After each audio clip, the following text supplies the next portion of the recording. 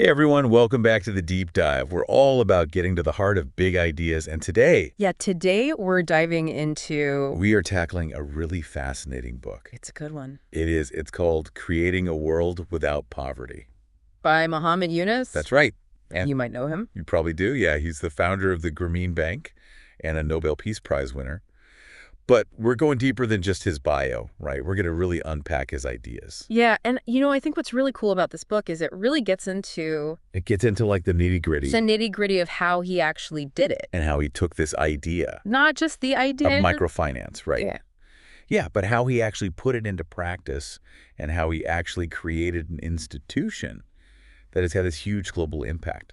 Yeah, and I mean, there's so many people talking about how do we solve poverty, how do we solve all these big problems. And right. Yunus is like... He's like, I actually did it. He's like, I did it, and here's how. And it's like a really interesting story because the book starts out, he kind of throws us right into the middle of this like really intense situation. Oh, yeah.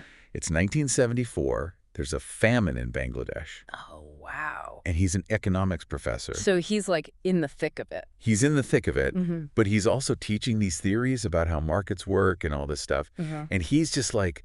Yeah, he's talking about supply and demand. Supply and demand. But then he like walks out of the classroom and there are people starving in the streets. Yeah. And he talks about how like... Disillusioning. So disillusioning, that experience was. And that like... disconnect between the theory and the reality. It's interesting. I feel like so many of us have those moments in our lives where it's like... what I'm learning in the classroom? What I'm reading in books. Doesn't actually match up with what I'm seeing. Match up with reality, yeah. And he really talks about that and how that kind of propelled him to be like, okay, I can't just sit here in my ivory tower. I need to get out there and actually do something. Yeah. And so he starts getting involved in some like local level projects like this Jobra irrigation project. Which, I thought was really fascinating because it really shows his like practical side, He's not just a theorist, he's actually... rolling up his sleeves. Yeah, figuring out... how to get water to the field. Yeah. And improve people's lives. I think that's a really important point too, because he's not coming in with this like savior complex. He's not like, I have all the answers. He's like... I'm going to help you solve. Yeah, how do we work together to solve this problem that we're all facing? And it's in Jobra, where he has this, I think, one of the most pivotal moments in the whole story. Oh, tell me about it. Where he encounters these local money lenders. And I mean, we all know that money lending has been around forever. But the way he describes it... it's brutal. It is brutal. He tells this story of this woman who's borrowing like less than $1. And she's trapped in this cycle of debt. She has to sell everything she makes to these moneylenders at these ridiculously low prices, and she can never get ahead. Yeah, and it's like this whole system. It's a system designed to keep her poor. Right, and it really highlights this like fundamental failure of our financial systems, Like, it's not just that they're not serving the poorest, it's that they're actually... actively harming them. Actively harming them, yes. And I think for Yunus, this was like a turning point. A huge turning point. Where he was just like, okay... we need an alternative. We need a completely different way. A completely different way to think about how we provide financial services to people who are excluded. And that's where the idea for Grameen Bank starts to take shape. Yeah, so it's 1977. 1977. He teams up with the Bangladesh Krishi Bank to create this thing called the Experimental Grameen Branch. And it's like a pilot project. It's a pilot project for this radical idea. Microcredit. Which basically means... lending tiny loans. Tiny loans. To the poorest of the poor. And, I mean, think about it. At the time, that was, like... unheard of. Unthinkable, right? Like, traditional banks would never... they'd laugh you out of the room. Right. Like, these people are too risky. They're not creditworthy. But Yunus is like... he's like, I'm going to prove you wrong. Yeah. He's like, I believe in people. I believe in people, and I believe that if you give them the opportunity... they can lift themselves out of poverty. You can create their own businesses. They can improve their lives. And the amazing thing is... the results. The results were incredible. Like, they had these ridiculously high repayment rates. Way higher than traditional loans. Yeah, and that really just shattered this myth that the poor are not creditworthy. And that was the foundation for Grameen Bank. Yeah, so this little experiment blossoms into this huge institution. But the thing about Grameen Bank is it's so different from traditional banks. You mentioned that repayment rate. It's like 98.6%. It's mind-blowing. It's mind-blowing. Especially when you think about how many traditional loans default. Right. And then there's the ownership structure. Yeah, it's huge. 94% of the bank is owned by the borrowers themselves. Like, that's just... It flips the whole model on its head. It flips the script, right? It's not about... shareholders. Shareholders, yeah. It's about the people. It's about the people who are actually using the bank. And this idea of the 16 decisions. Oh, tell me about those. They're not just giving out loans, they're also, like, empowering people. Yeah, they're encouraging these commitments to education, to healthcare, to social progress. Yeah, it's like they're building a whole community. It's a community built around these shared values and this shared commitment to each other. And I think that's such a powerful idea because it's not just about the money. It's about creating a support system. Yeah, and I remember reading this part in the book where he talks about, like, why do people repay their Grameen loans? Yeah. And it's not always because they're afraid of the financial consequences. It's because they don't want to let their group down. They don't want to let their group down. They feel this sense of responsibility to the other members. And it's like, oh my gosh, that's so powerful. Yeah, it's like this social pressure. Peer pressure for good. Peer pressure for good. It's actually more effective. From, like, traditional methods. Like they don't like debt collectors. Yeah. It's just amazing. And Yunus draws this really sharp contrast between this grassroots approach and the way that, like, big institutions like the World Bank operate. Right, so he talks about how they come in with all this money. Big money. And all these ideas. Yeah, they're like, we know best. You know best. Here's the plan. And Yunus is like, no, no, no. Got to listen to the people. You got to listen to the people on the ground. They know. They know their needs. They know what they need. They know what will work in their community. And he has this really interesting idea that, entrepreneurship, isn't this like rare trait that only certain people have? He's like, everyone's an entrepreneur. He's like, everyone has the potential. If they have the opportunity. Yeah, if you give them the opportunity and the tools. So this brings us to this core idea that runs throughout the book, which is social business. Ah, social business. If someone's never heard of that term before. Yeah, how would you describe it? How would you sum it up? Okay, so imagine a business that's not just focused on making profit. Yeah. But it's actually designed to solve a social problem. To make the world a better place. Yes, exactly. Yeah. So things like poverty, hunger, inequality, climate change. You name it. All those big, hairy problems. And they're not saying, like, you can't make any money. No, no, no. You need to be sustainable. You need to be sustainable, but the primary goal is a social mission. Yes, that's what drives the whole thing. Okay, so he lays out these two different types of social businesses, right? Right. So you've got the first type where... You've got investors. Yeah, investors who are like, I want to make a difference. They're not necessarily looking for a huge financial return. Maybe a small return. Or maybe no return at all. Right. They're more interested in... the social impact. The social impact, yeah. So that's the first type. And the second type is even more radical, right? Oh, yeah. The second type is where the business is owned. By the people it serves. By the beneficiaries. Like Grameen Bank. Grameen Bank is a perfect example. See, because the borrowers own the bank, so it's like they have a direct stake in its success. That's so cool. It's amazing, and it really ensures that the bank's interests are aligned with the people it's supposed to be helping.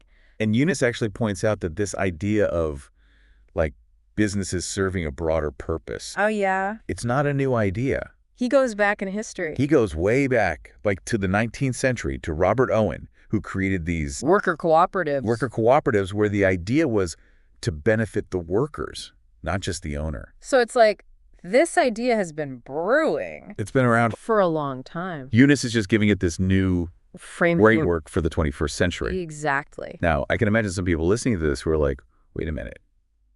What about profits? What about the free market? Right. Like, how does this fit in with capitalism? Exactly. So how does Yunus address those concerns? Well, he's not saying that we should abandon capitalism altogether. He's not a communist. No, he's not a communist. He actually believes in the power of the market. He just thinks it can be harnessed for good. Yeah, and he's saying, look, why can't some businesses exist? Why can't they have two goals? Yeah, to make a profit and to make a difference. It's not an either. It's a both and. It's like, why not use the power of the market to solve these huge social problems? And I think he also acknowledges that, for a lot of people, this idea might sound radical, but he's like, why not try it? Why not see if it works? And he's got some pretty compelling evidence. Oh, yeah, because Grameen Bank isn't the only example. He's created this whole family of companies. Oh, the Grameen family. The Grameen family. It's like a whole ecosystem. It's like a whole ecosystem of social businesses. Yeah, addressing all these different needs. So tell me about some of the companies in the Grameen family. Okay, so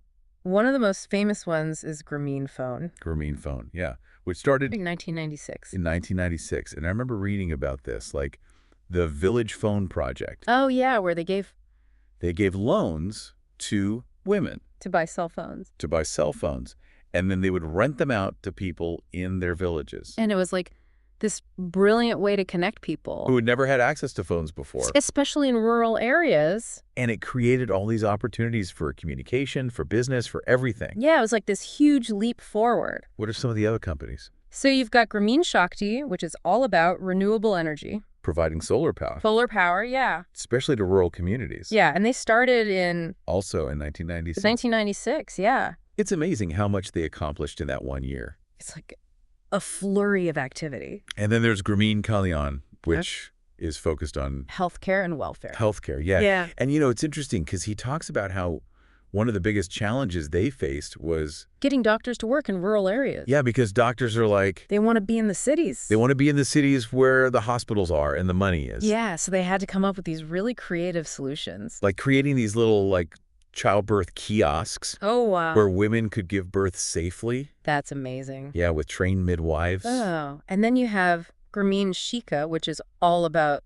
education. Providing scholarships. Scholarships, yeah. And they also have programs for, like, vocational training and things like that. Yeah, and then there's, like, a whole bunch of other ones. Like a whole constellation. Yeah, there's Grameen Trust, which is all about spreading microcredit globally. Yeah. And then Grameen Fund, which is like venture capital for social businesses. So they're investing in other social businesses. Yeah, helping them get off the ground. That's so cool.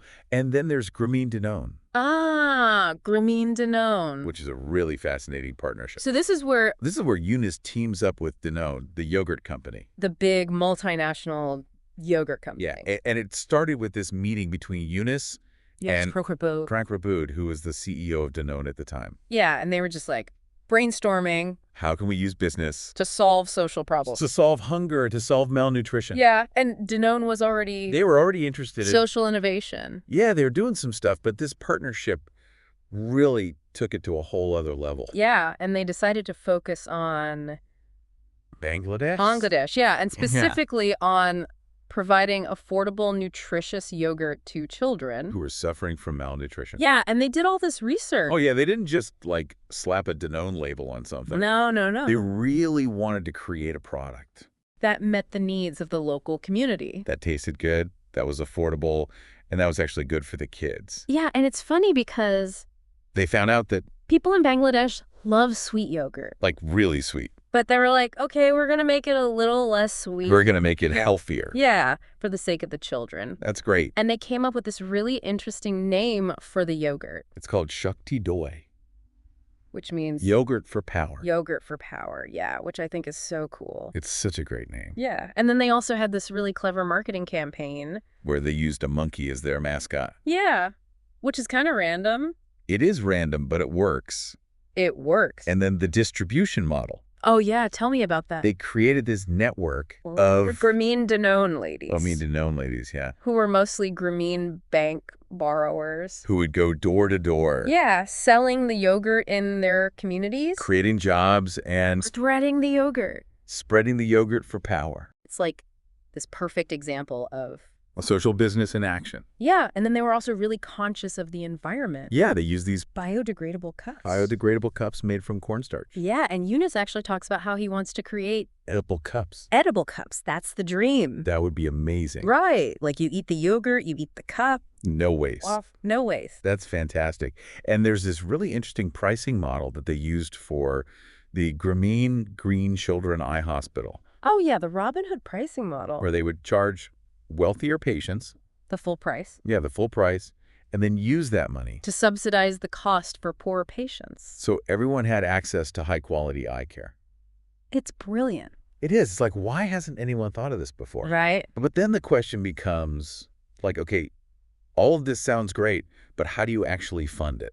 Yeah, because you can't just rely on charity forever. Right. Traditional charity has its limits. Yeah, and Yunus talks about this idea of creating wholesale funds for microcredit. Yeah, which is basically like a big pot of money. A big pot of money. It could be distributed to different microfinance institutions. And it's a lot more efficient Than having to rely on, like, individual donations. Yeah, and it reduces overhead costs. Yeah. And ensures a more continuous flow of funding. And then he also talks about this really interesting example. The Danone Communities Fund. Yeah, which is a way for people to invest. In social businesses. Like Grameen Danone. Yeah. And potentially even forego dividends. Dividends, yeah. In exchange for social impact. So it's like a whole new way of thinking about investing. It's impact investing. It's not just about the financial return. It's about making a difference. Okay, so let's talk about technology and globalization.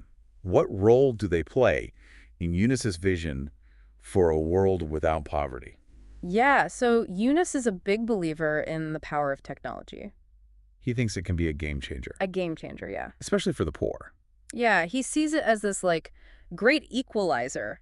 Yeah, because it can connect people. To information, to markets. To opportunities. To opportunities that they wouldn't have had before. Like, think about the Village Phone project. Yeah, it wouldn't have been possible without cell phones. Right. And he talks about how, like, e-commerce can empower people to start their own businesses. Yeah, and sell their products all over the world. Without having to go through traditional middlemen. Yeah, and then there's the whole idea of, like, education and knowledge. Be accessible to everyone. Through the internet. Yeah, he talks about how people in developing countries can leapfrog over traditional stages of development. By adopting new technologies. Like, they don't need to build all the infrastructure that we had to build. They can just jump straight to the latest stuff. And that's really exciting. But he also acknowledges that there's this digital divide. Yeah, not everyone has equal access to technology. And so he stresses the importance of designing technologies that are specifically for the poor. Like voice-based interfaces for people who can't read. Yeah, or multilingual capabilities for people who speak different languages. And he even proposes this idea of creating a global network. ICEP, yeah, IT solutions to end poverty, which would be dedicated to developing and deploying these technologies. It's a great idea. It is. It's like, let's use our collective brain power. To solve these problems. Yeah. And what about globalization? What's his take on that?